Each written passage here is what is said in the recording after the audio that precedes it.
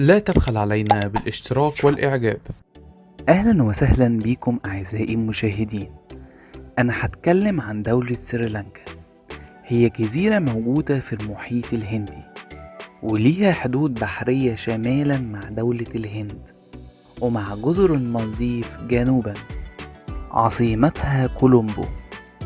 كانت تسمى قديما بسيلان، وتعرف بأرض الشعب المبتسم. لسريلانكا إرث حضاري عريق بيمتد ل3000 سنة.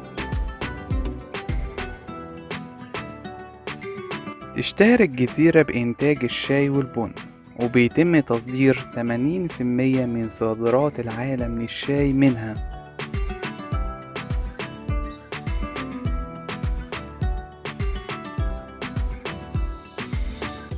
أصبحت سريلانكا محط أنظار السياح ومقصد لقضاء شهر العسل، بسبب جمال طبيعتها المتمثل في شواطئها وغاباتها الاستوائية بتنوعها الحيوي، وطبعا بجانب رخص الأسعار داخل البلد.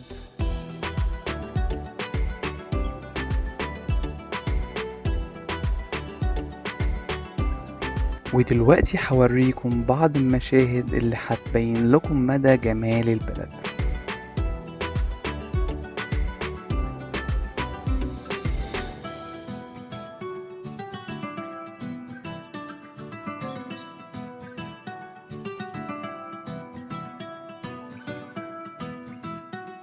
متنسوش تدعموني بالإعجاب والاشتراك في القناة.